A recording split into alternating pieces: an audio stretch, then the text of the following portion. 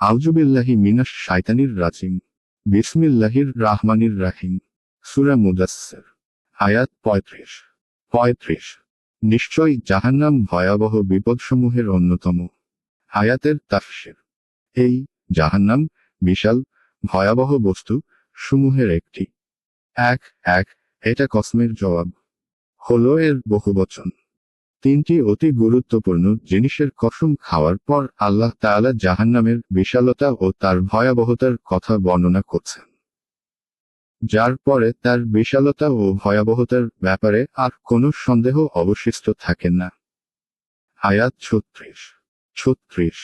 মানুষের জন্য সতর্ককারী। আয়াতের তাফসীর। মানুষের জন্য সতর্ককারী। এক অর্থাৎ এই জাহান্নাম সতর্ককারী, অথবা এই সতর্ককারী হলেন নবী সাল্লাল্লাহু আলাইহি ওয়াসাল্লাম অথবা কুরআন মাজিদ। কেননা কুরআন মাজিদও তার বর্ণিত অঙ্গীকার ও ধমকের মাধ্যমে মানুষের জন্য সতর্ককারী ও ভীতি প্রদর্শনকারী। আয়াত ৩৭। তোমাদের মধ্যে যে অগ্রসর হতে চায় কিংবা যে পিছিয়ে পড়ে তার জন্য। আয়াতের তাফসীর। তোমাদের মধ্যে যে অগ্রসর হতে কিংবা পিছিয়ে পড়তে চায় তার জন্য।